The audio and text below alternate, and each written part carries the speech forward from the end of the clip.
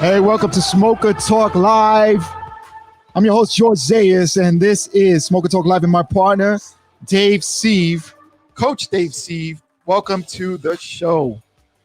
All right, we got a really important guest. I mean, this is a real cool. Dave, what's going on, Dave? What's happening, Dave? Why are you trying to warm up? I'm trying to warm up. I see boxers do this all the time before a fight. They what does that mean? In the face to get them ready, you know? Oh, okay, that's what you're doing. You're getting ready. You getting ready? Is that what they do? I want to spit that truth. See, boom. Yeah, there you go. All right, so listen. Let's introduce our guest really quick. Let's put him on. Okay. Let's bring him on. Let's welcome Eddie Claudio to the podcast. Eddie, welcome to the podcast. Thank you for having me, George and Dave. Good to be back. All right. Love you, Eddie. Love you. Love you back, man. All right, so as you guys know, Eddie Claudio is a professional referee in boxing.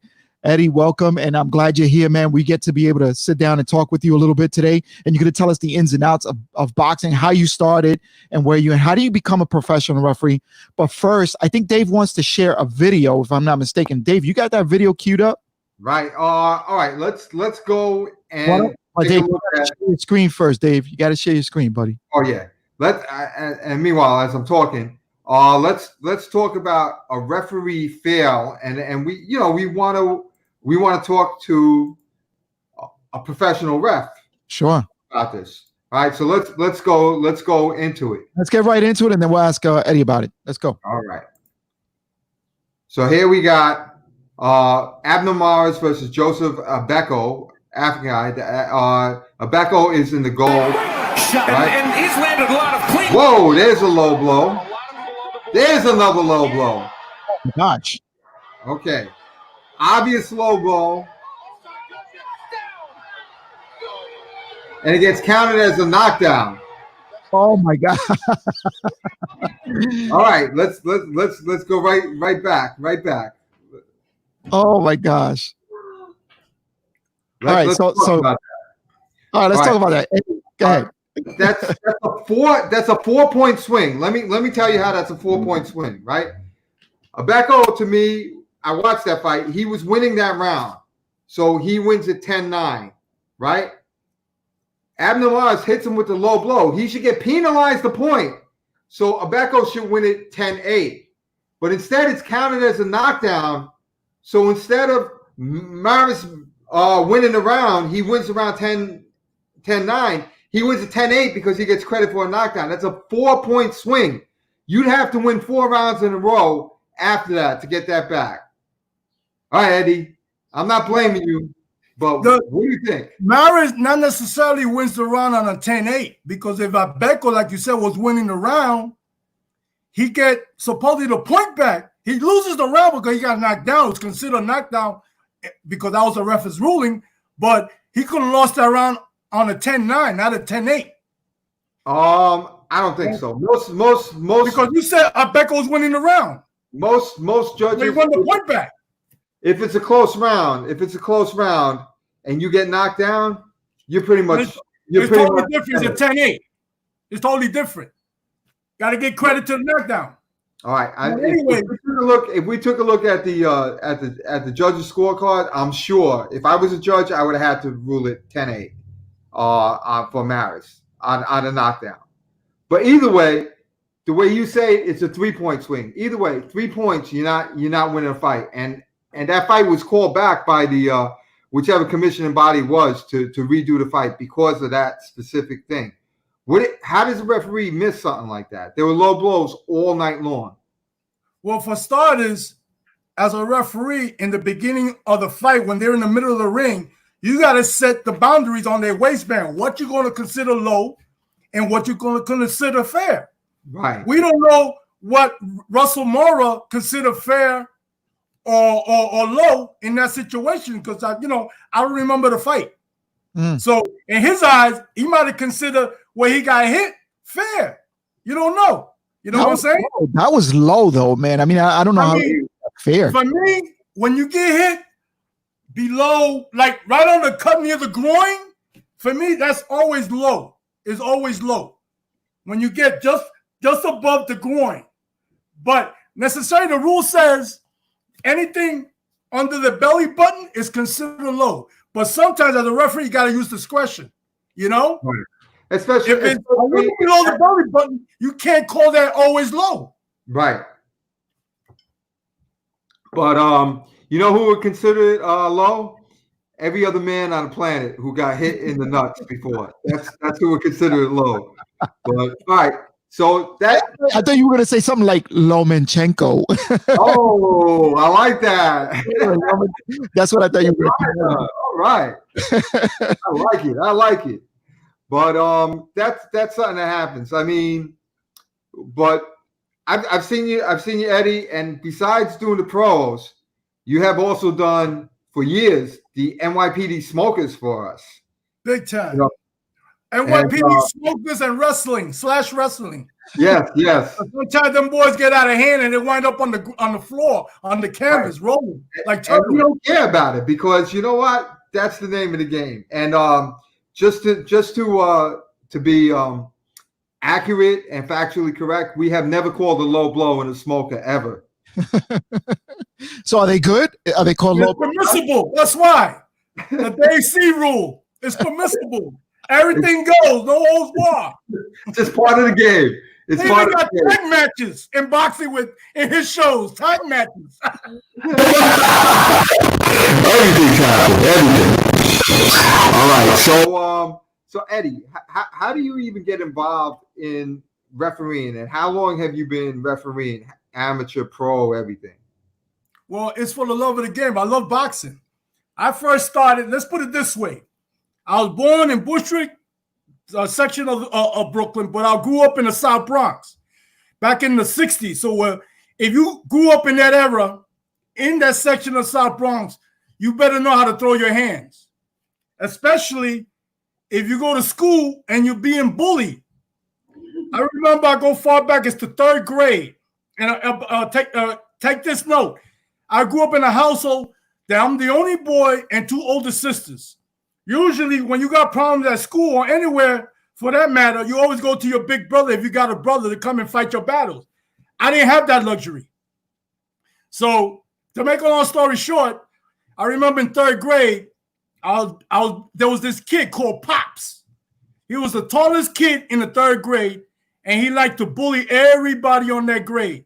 And guess what? One day it was my turn. And back in them days, you know, there was a fight in the yard when 3 o'clock was coming around because the word was out. And that day it was my turn. So for some reason or another, I said, I got to face the bully. Something told me you got to face the bully, even though I was scared. But guess what? I was there at 3 o'clock. All right, let me interrupt you for 1 second. I'm going to let you finish the story.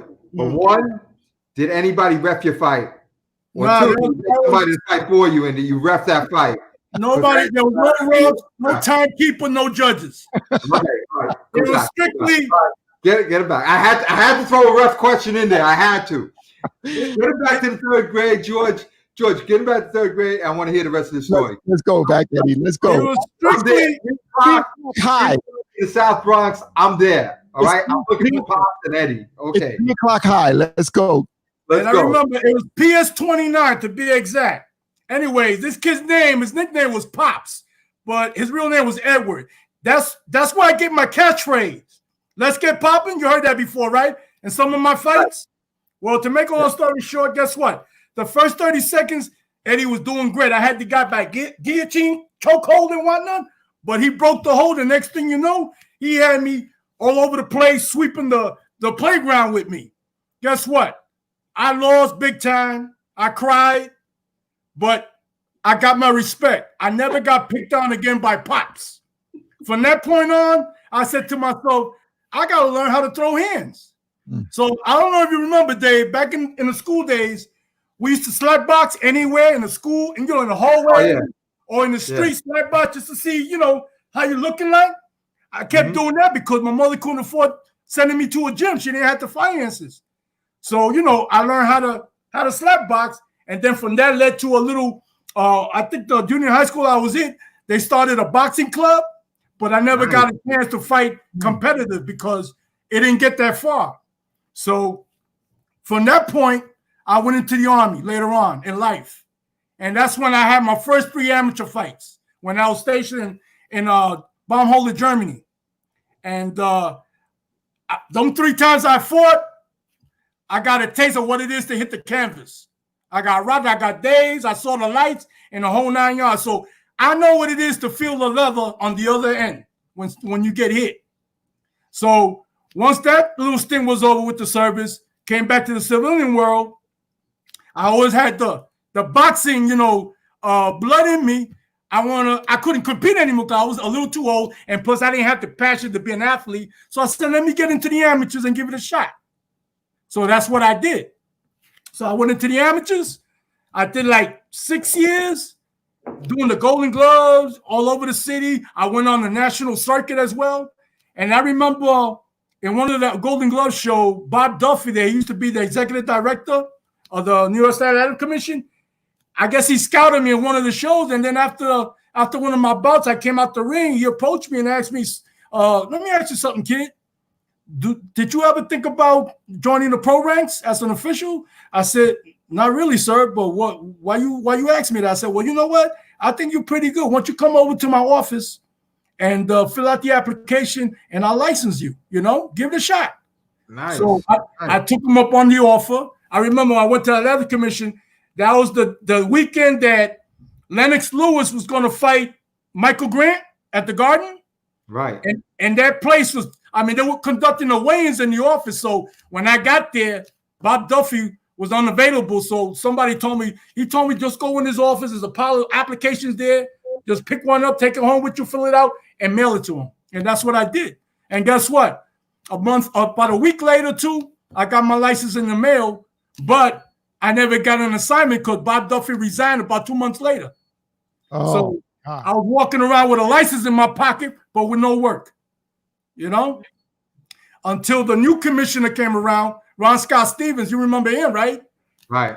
He's the one that opened the pavement for me to get to where I'm at today. He opened the door for me. Nice. And everything else is history. All right. Now, Eddie, you started in the amateurs first, right? Did you, Absolutely.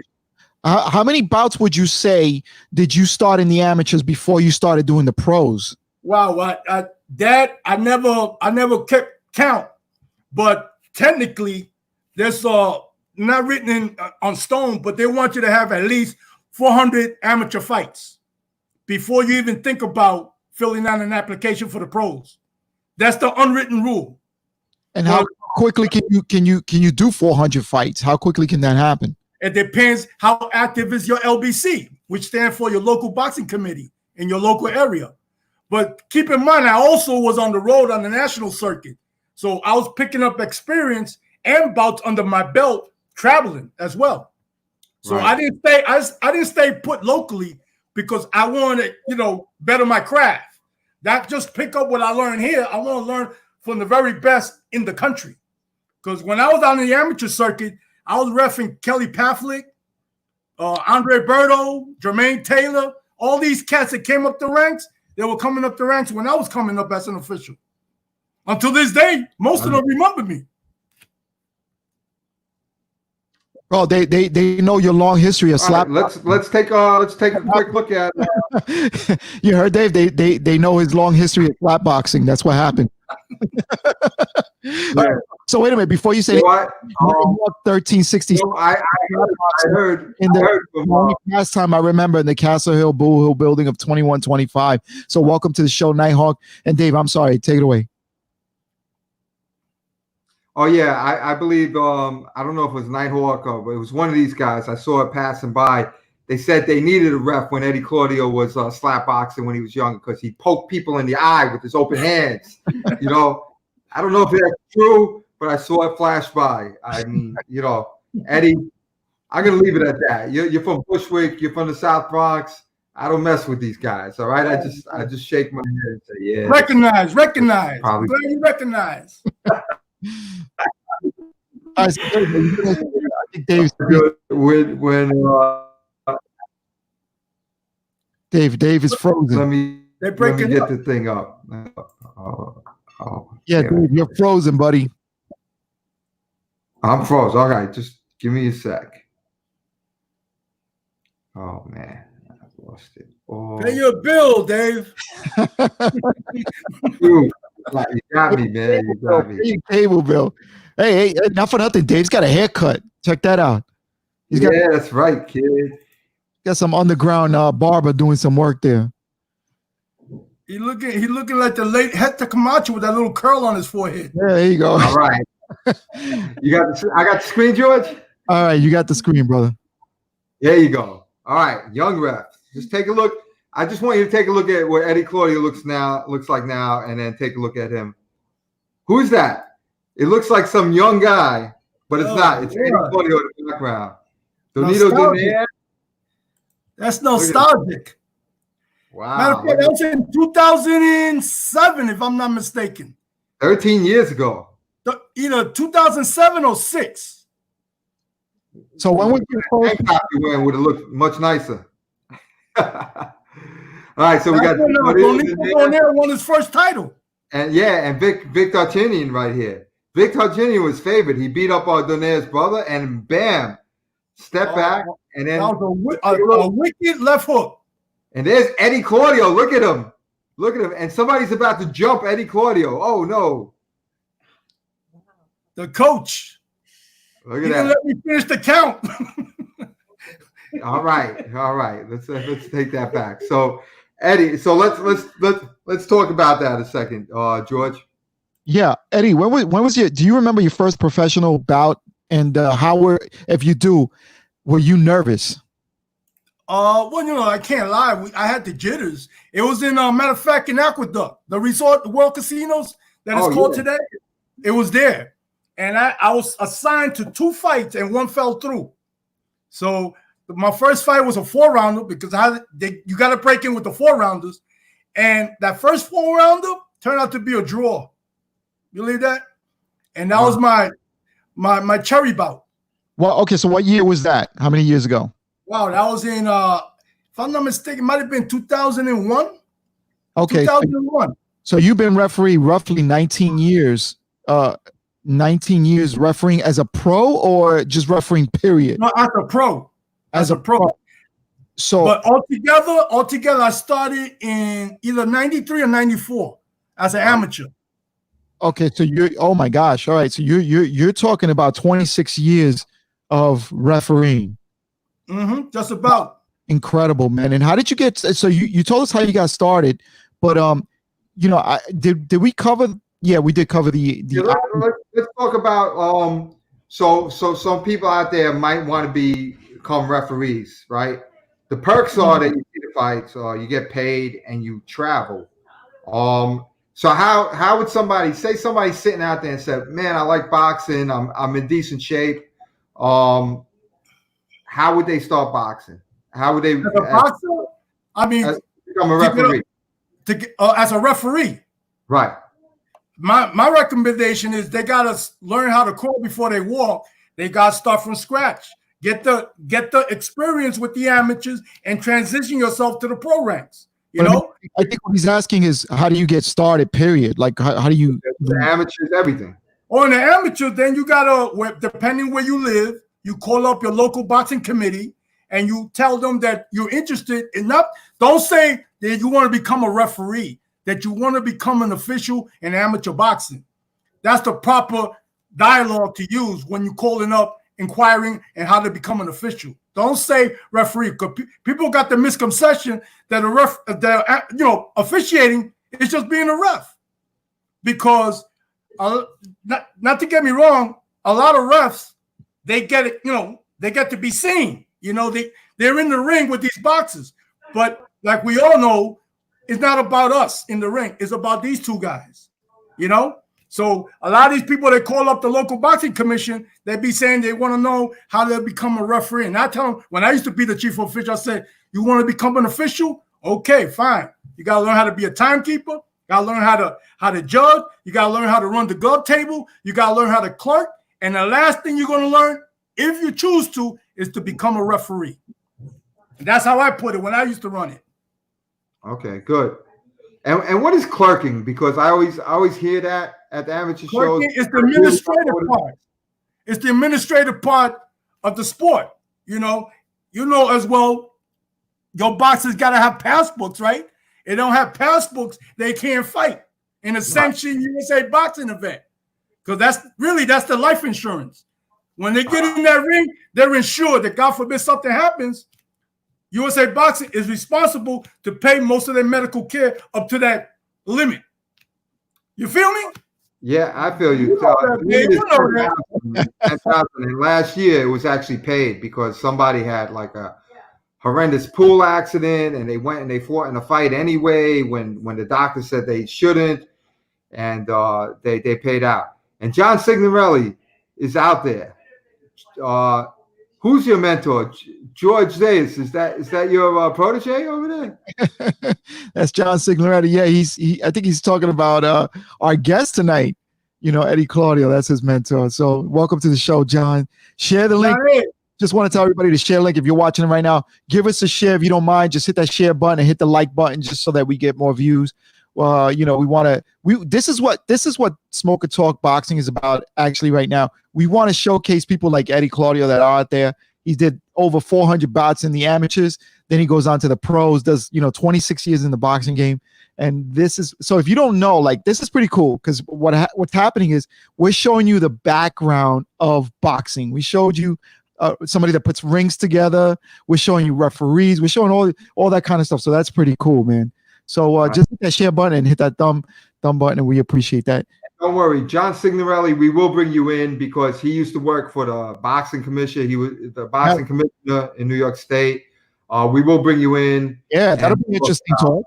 He was a commissioner. Yeah, that's correct. And that'll be interesting to ask him on the commission side how that works. And we'll talk more about that when we get John and we'll promise you we're going to have you on as a guest, John. All right. So what else, Eddie? So you've traveled around the world. Yes. What's one of the most exotic places that you were like, oh my God, I can't believe I'm actually doing this and I'm getting paid to do this and I'm traveling? Where would you? Kid from the South Bronx. I've been to South Africa, to Argentina. You already know that one. We're gonna have to do that a little bit later. Colombia. What's that? I got the UK, Scotland, Japan, China. Wow. I mean, China. How was China? Do you see the Great Wall? Well, when I went, the corona wasn't around, so thank God for that.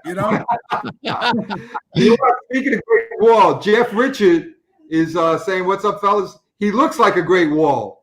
Yeah, he's in Rikers and he's in ESU. So what they do is whenever they have a problem, with one of the cell doors, they just put Jeff Richard in there because he's the Great Wall. So big shout out to Jeff Richards. And then Ray Campbell says Peru, and then he says, I met you in Peru for the first time. So Ray Campbell's tuning in. Thank you for tuning in, Ray. So wait, does Eddie even know who he is? Do you know who he is? I'm getting up there in age, Dave. I'll be 65 in July. So you throwing me a curveball here, man. National Grid. If you know me, I know him. But I can't remember faces, man. He's from National Grid, and he worked. He did promotions with Dre. Okay. All right. So listen. Speaking of places, I got something for you. Give me the screen, George. I want to know where this was. There you go. All right. Tabiti versus Dorticus. Where were you? Because here's the language it was played in. Должно его воодушевить.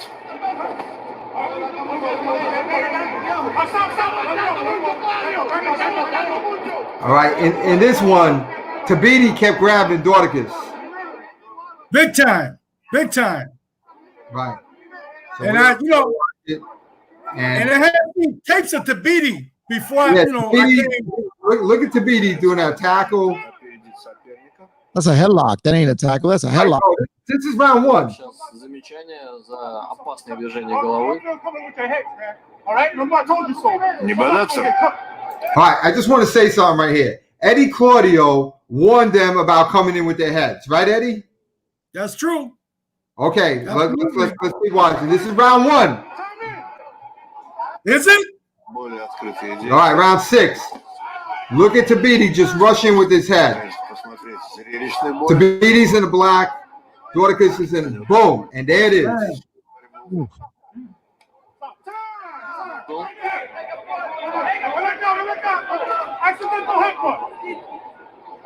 Как-то непонятно, туда и туда. Прогулялись они. So Tabiti's in the block, and this is Dorticus right here. I don't know if I'm saying his name right, but Dorticos. Dorticos. Yeah, Dorticos. And here he is. And you know, the ref tried to stop it, but Tabiti kept rushing in with his head, kept grabbing, and that's the result of it. That's the doctor who doesn't speak a lick. I'm asking him in Spanish, what does he want to do? Want to continue? Can he see? Два или нет? How important is it, Eddie, to know Spanish in the boxing world? How important? It's a plus. It's a plus. Absolutely. Okay, so let's go on with this.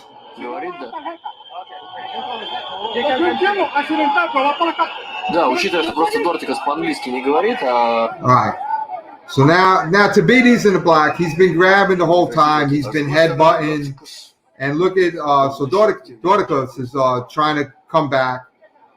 And I like this. Look at this. Listen, Eddie. Eddie's like a coach over here now. He's saying, let him go. Там в бедро удары пришлись. В бедро, да.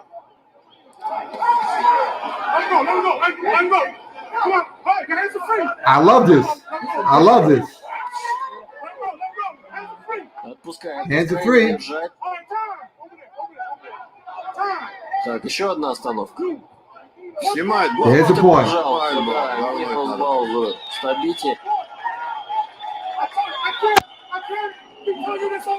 Я либо ты речь, либо Борис.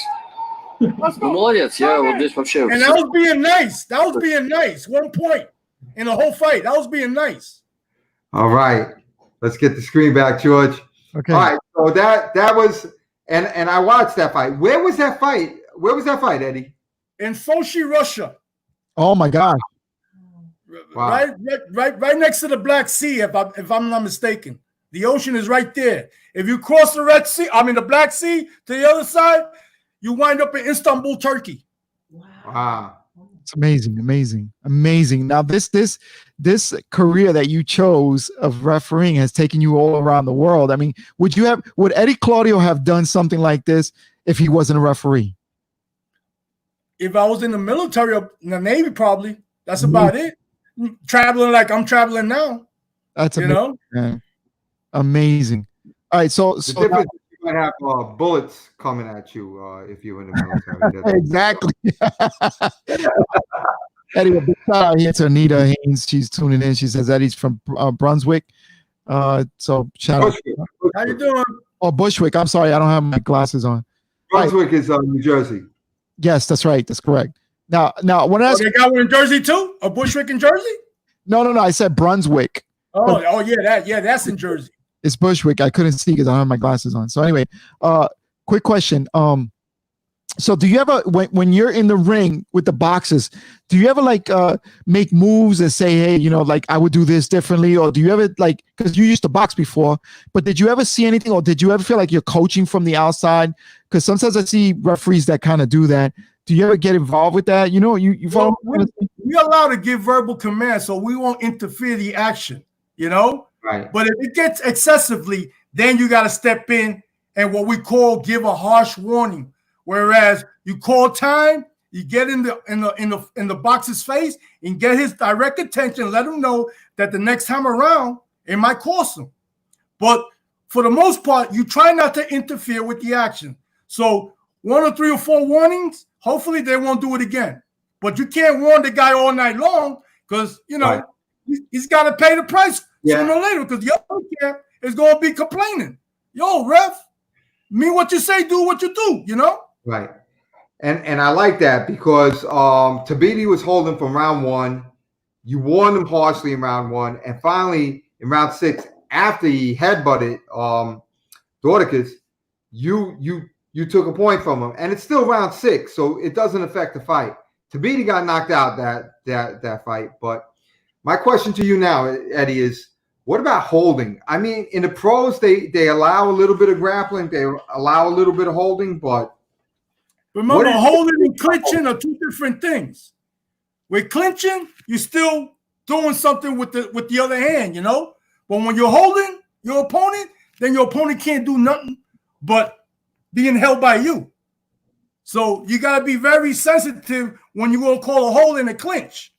You know, that's why it's best if you see no action from neither fighter, just tell them, okay, punch out of there, punch out of there. Come on, you know, to be on the safe side. Okay, I like that. What about somebody like, let's say, old-timer Roberto Duran, who did a little holding and hitting? What? No, that's not allowed. You know, that's a foul. Holding and hitting, that's a foul. We tell the boxer that's being held, if one arm is being held, just keep punching with the other arm, but that's legal. You know, that's legal. Okay. But you can't hold and hit. Now, speaking of punching, you be held and hit, but not hold and hit. All right. So speaking about punching, though, have you ever been hit by any of the boxers, and did you get hurt from getting hit? Absolutely. I haven't been hurt, but I've been hit in the face. I mean, I guess I roll with the punch, you know, and I've been hit in the chest, but nothing that you could say I was hurt, you know. Were you ever knocked down? Were you ever knocked down with the punch? Knocked down? Yeah. Never. Okay, that's right. I'm gonna try not to either. There you go. How important is it for you to have to know some, boxing footwork so you don't get hit or you don't become a victim of a punch? It helps. But I'm the type of referee that I'm not in there like you asked me the last time I was on. How do I dance? I'm not about that. I'm just a type of guy. I take a walk in the park and do my job. As long as I'm not in their way, I'm good to go. Because I don't want to take nothing from these two guys. Like I said, the fans are not here to see me. They're here to see the fight. So the less they see you, the better they look. Yes. I agree. Oh, you know what? I got a good question. What do you think about that one-legged referee? There's a one-legged referee. No, he's not one-legged. He's not one-legged. I know him. I'm not going to mention it, but he's not one-legged. He's got a peg leg or something like that. If I'm not mistaken, it might be that, he was born one leg, longer than the other. But it's not that he's one-legged. All right, George, I want you to look that up for YouTube. I'll tell you, there's a one-legged. George, you bad, man. I got to find this guy, George. George, find this guy. George, you ask the next question. I'm gonna take you up the street. I'm gonna look up this one-legged guy. Yo, Dave, I know this guy, and the next time he see me, I'm gonna give him your address. So he can personally visit you. I don't think that's even politically correct. I love him. but gosh, bro, I'm telling you, boxers are the best because we don't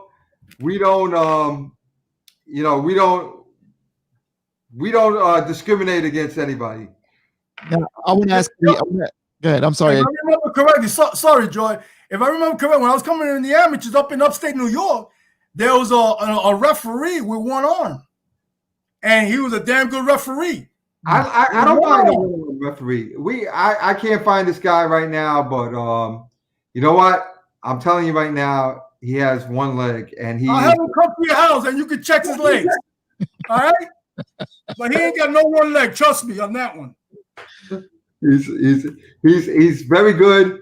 He somehow gets away with it. And where he's from, he's been around for years. He's been around longer than me. And his locality, he's a main man. He got the big fights. He's a damn good referee. I saw you say. Whatever you say. I saw him doing a pro fight before. I can't find him, but I know he is. I always see him. I'm sorry. He does hobble around the ring. He stays out of the way. I'm always afraid that he's going to fall, but he does a good job. I think boxing should be commended for that. I think that is. At the end of the day, Dave, us officials, like the bosses, we got to take medicals every year. As long as you pass the medical, you're good to go. All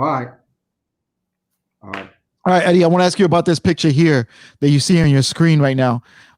This was some fight that you had. Oh my God, that you refereed. Tell us a little bit about that. And how'd you get all bloody like that?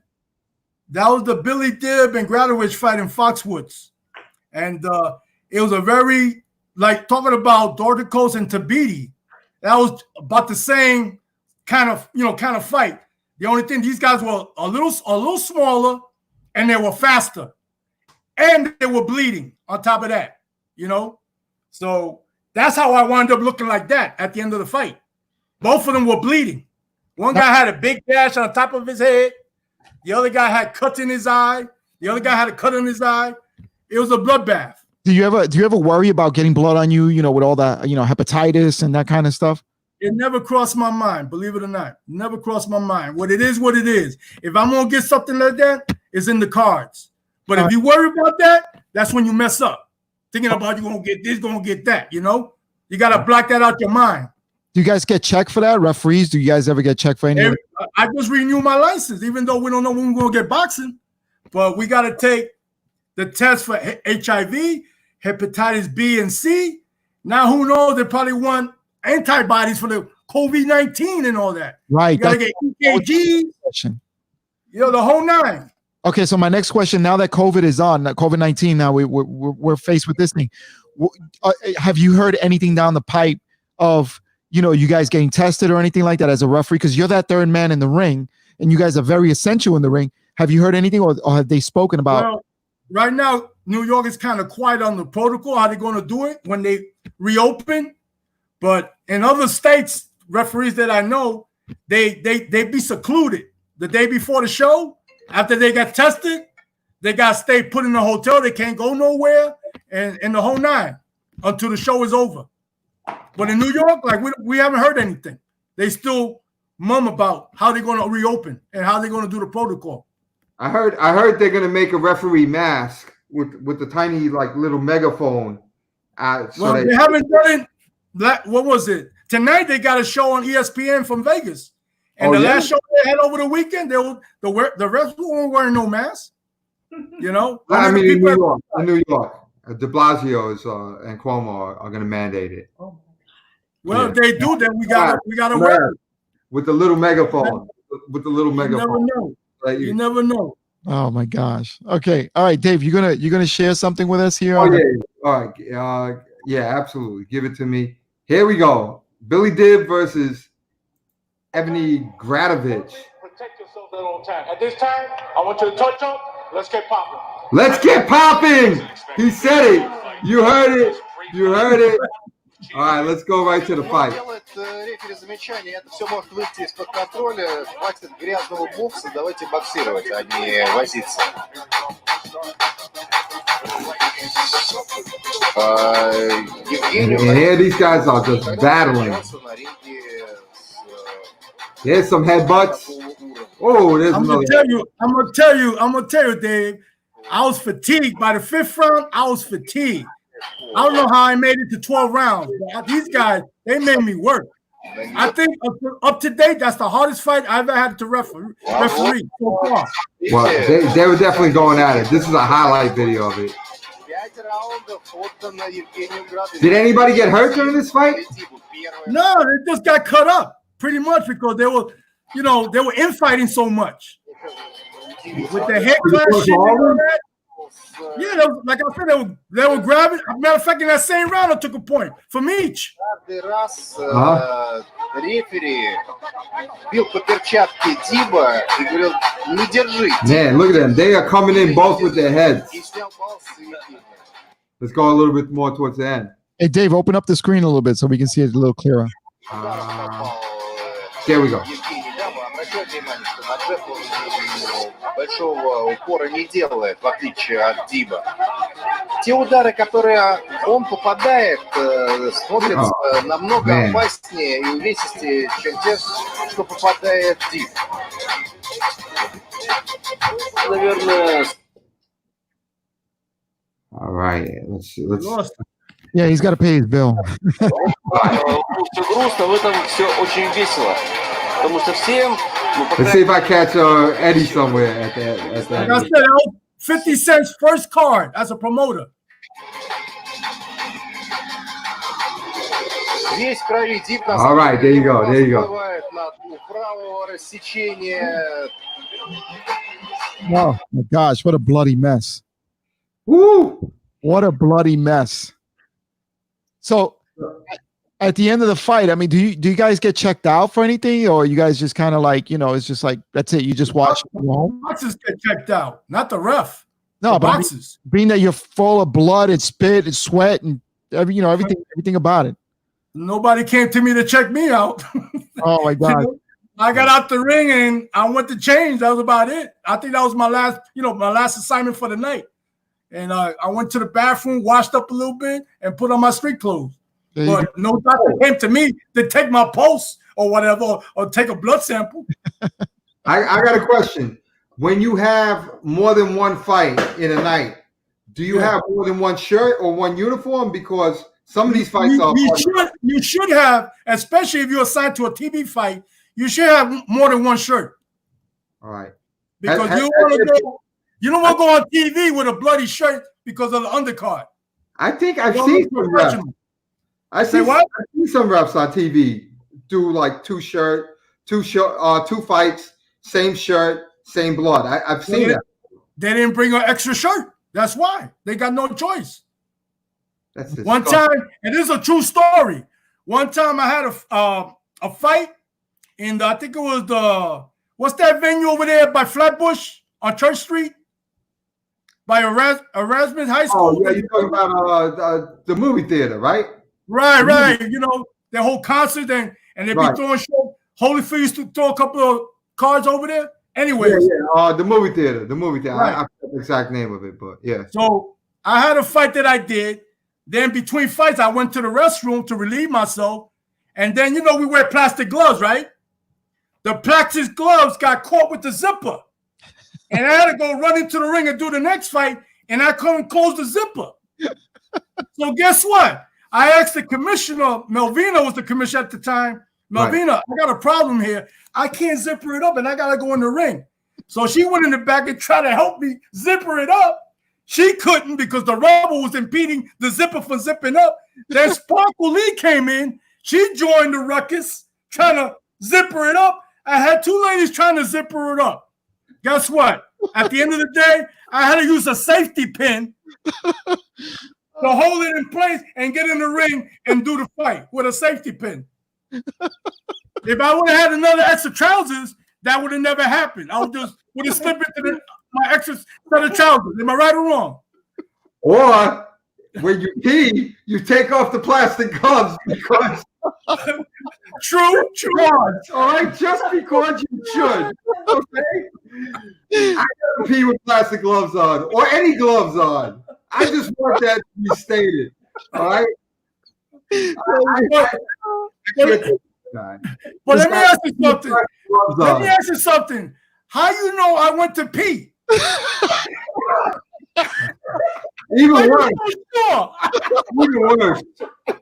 Even worse. Oh my gosh.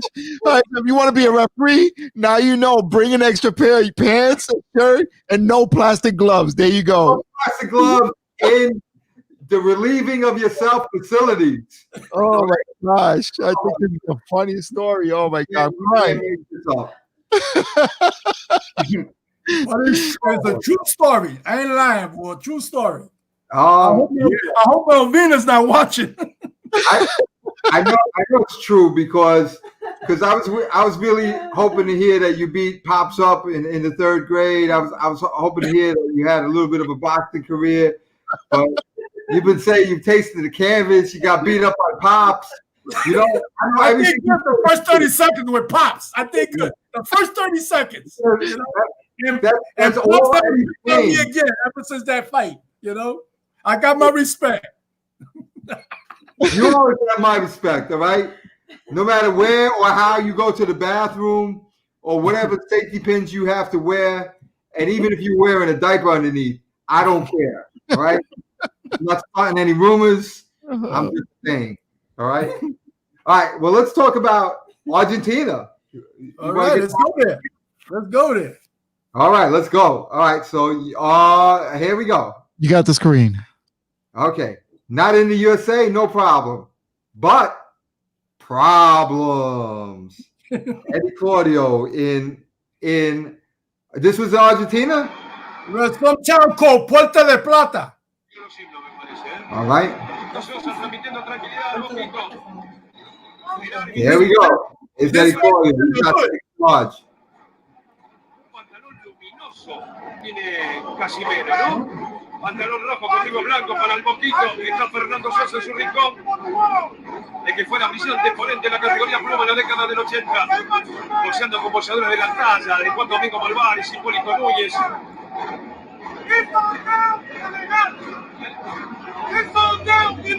All right, so he's defining the low blow areas. All right. So right from the beginning. All right, Eddie, what is this? This is a Philippine guy, right? Yeah, that's Casimiro. He's a champ now. Right. He's supposed to fight the monster. Naui, whatever his name is for Japan. Oh, yeah, now They're supposed to meet up. Okay. All right, so he's a champ, and he's from the Philippines, right? From the Philippines, yep. Right, so he's from the Philippines, and who's the guy from? Is the other guy from Argentina? No, the other guy, yeah, he's a local. Okay. Now I'm gonna just give the crowd advice. If you're going into the other guy's area, do not do what he's gonna do. But let's say this was a rough fight. Let's just watch it. So a lot of grappling going on. You notice headbutting, straight up headbutting. Gosh, that was blatant. Right. Eddie Claudio's yelling at him, trying to keep control of this fight. It's just a dirty fight. The Argentinian guy in the red pants, he tried to bite him one time. Oh my God, I believe it. And if Look you're at Eddie Claudio, he's covered in sweat now. if you're just tuning in, do not change. Stay right here because you're gonna see this. He kicked him, and then he hit him in the nuts. Oh, there we go. There's all kinds of the dirty moves are very plentiful.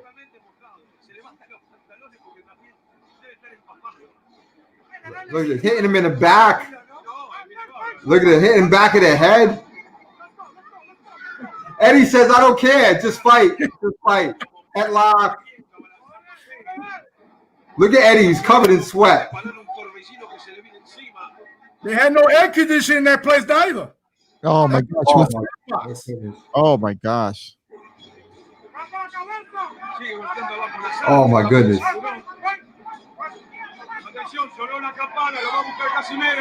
Here it comes. That was at the beginning of the round. He had turned his back, and Eddie had to save him.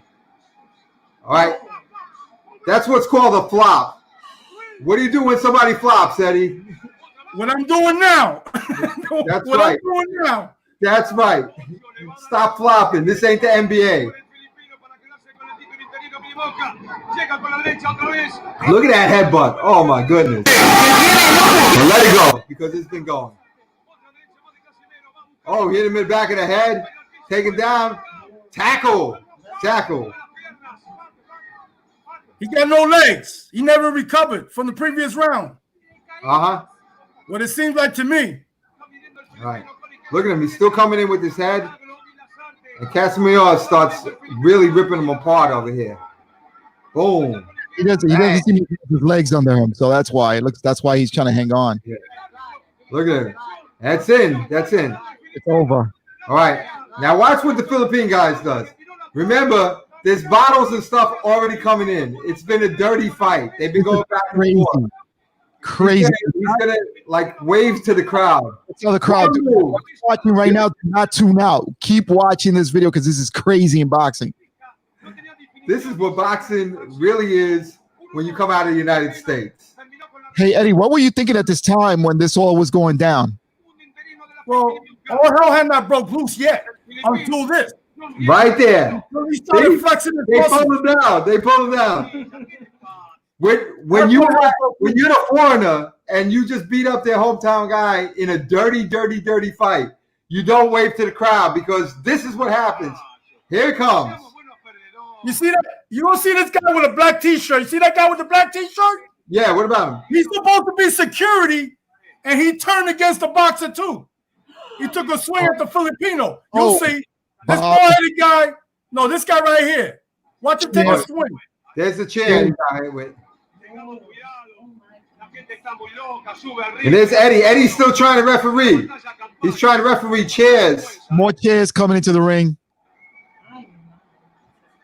Now, what are you thinking at this time, Eddie? What's going through your mind?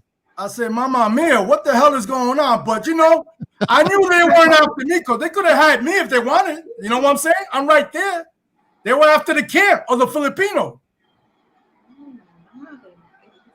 When I got out of that, I got my upper lip, I got slashed with the chair. But what they had there was lawn chairs, not tied up for the audience to sit on. Lawn chairs. And the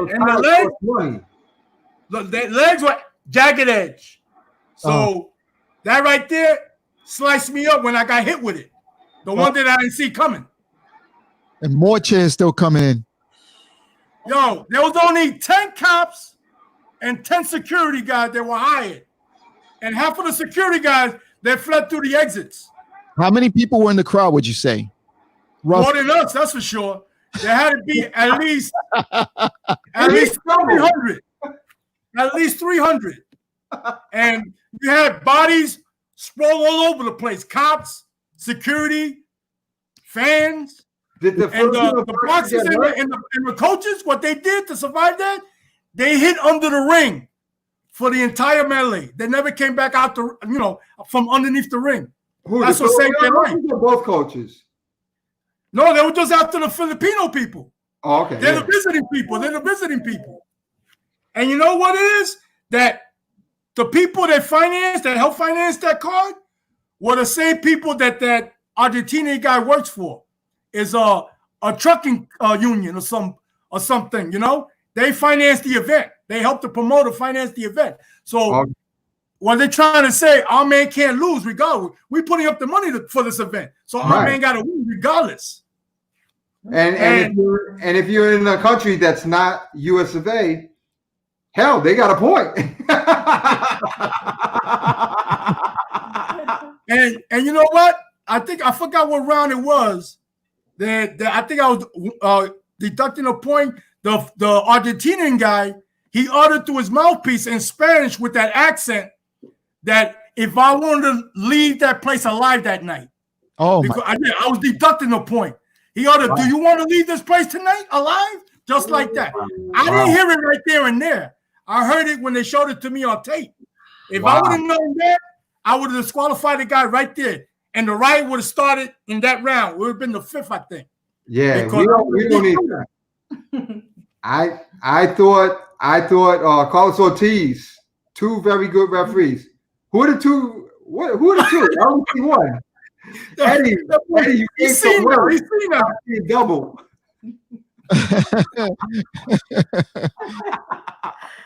That boy calls the C now, man. No. 4 eyes, so there's 2 refs. Eddie, real quick, is that the craziest bout that you've ever had to deal with in your career? The most controversial bout, because that's the only bout that I'm really known for. I call it the infamous bout. That's why I got my combat cross. You know, nice. Even Casemiro, every time he sees me, gives me a big hug. Because if you roll it back, when he was pinning the corner and the cornermen were stomping on him, and there was another guy outside the ring throwing punches through the ropes, I grabbed that guy outside the ring and I threw him against the seats. And Casemiro was able to roll out and hide under the ring. Nice. So, until this day, he cherished that moment that I helped him out. That's awesome. I reffed him, and I reffed the monster that he's supposed to fight next. Daiuni, whatever, I forgot his name, for Japan. That kid is awesome. In a way. That kid is in a way. Yeah. He's heavy-handed for a little guy. Yeah, in a way.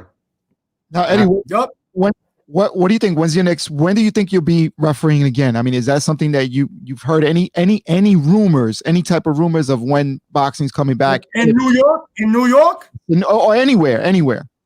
Well, like I said, Vegas got they got a card tonight on ESPN. I saw one this past weekend with Shakur Stevenson. He was on. straight from Vegas. California, they're supposed to open up pretty soon, you know. But boxing, so far, Vegas is the only city in this country that put on a show so far. I guess the first boxing show that was thrown was in Nicaragua last month. Yeah. You saw that one? Yes, I did. And then from there, now Vegas. So slowly and gradually, all these, commission will follow their lead and start opening up. I'm in no rush. Whenever they're ready, I'm ready. You know, there was another one last week from Mexico, and it was odd to see like a guy like with a hazmat suit going into the ring, and he was actually spraying down the ring with some kind of spray thing. Yeah. And it was interesting. They do that with the UFC as well. Between fights, the guy goes in there with a tank and sprays the canvas. And it's only right, man. This ain't over. We gotta be careful. This ain't over. So I'm not in no rush. I'm sure with 4 million rioters hitting the streets of the cities around the country, that I think the COVID is pretty much. If we don't get nothing next week, we ain't getting nothing no time. All right, that's for sure. Because everybody's hit the streets now.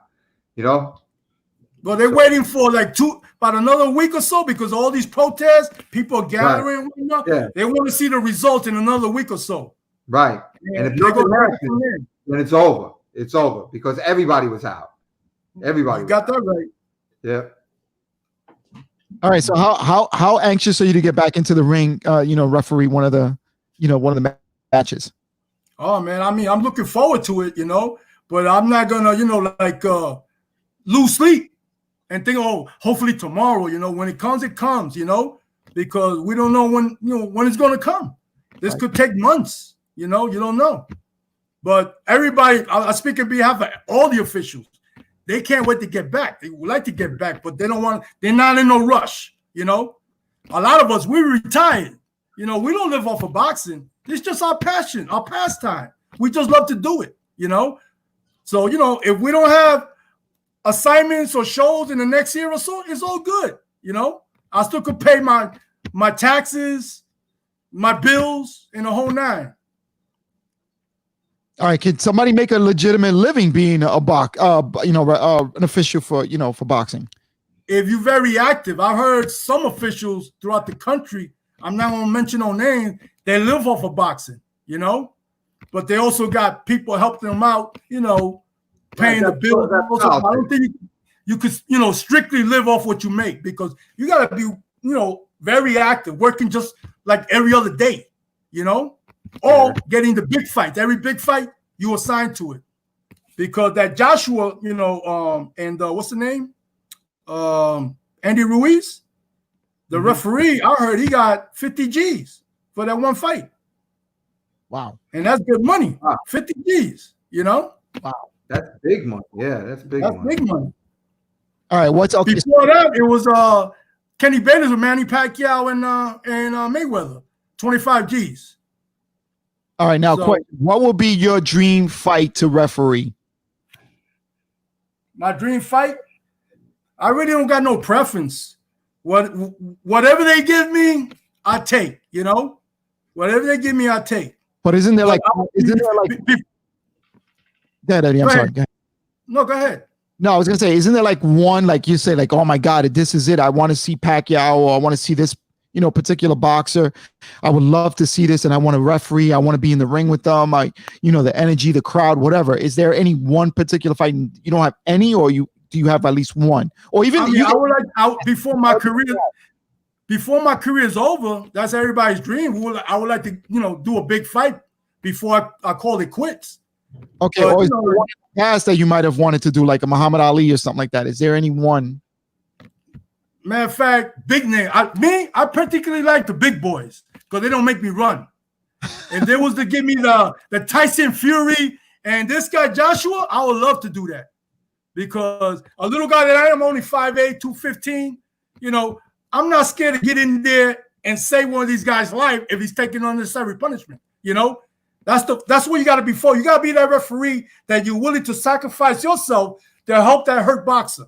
And I'm really and I'm willing to tangle with the big boys. That's my specialty because they don't make me run. There you go. All right. All right, so we're just coming up on the hour. Dave, you want to say any last? No, I just want to thank, and I just want people to know that Eddie Claudio has been instrumental. When I was running the NYPD, I'm still kind of, but I retired now. Running the boxing team, and Eddie helped us out numerous times. He helps out in amateurs. He helps out, with the police shows, and that's how we're able to get charity towards these kids' gyms and the cops at kids' gyms. So it's a great thing, and it's good having somebody who actually knows what they're doing. And John Signorelli is another guy who's helped us out. Thank you, John. Appreciate it. And just appreciate all these guys keeping boxing alive. Absolutely, and we thank you, Eddie, for coming on tonight. Again, as usual, you're the professional that you are. Anything that you want to say to anybody watching, or last words that you want to, let the audience know? Well, those officials that want to be an official, just go to your local boxing committee, call up, go to the amateur show, learn from there, and then take it up a notch when you think you're ready, with the reference, of course, from your chief official of your local boxing committee. And let me tell you, boxing's not dead. Boxing here to stay. Okay, great words of encouragement, and thank you so much again. So with that, I gotta thank you for watching and tuning in today. We welcome you again for always coming on every week. Follow us on Tuesdays at 8 o'clock when we have Coach's Corner, and Thursdays at 8 o'clock here on Smokertalk, where we talk about different facets of boxing, and we bring them to light where you normally won't see this in a boxing show. You'll see it with us on Smokertalk. Thank you so much, all. And remember, it doesn't cost anything to be nice to anybody, but if you don't like them, you could always take it to the ring and punch them in the face. I'll see you guys next week, and take care. Have a great night, everybody. And George, Dave, I'll see you guys. Thanks, Eddie. Thank you. Good night.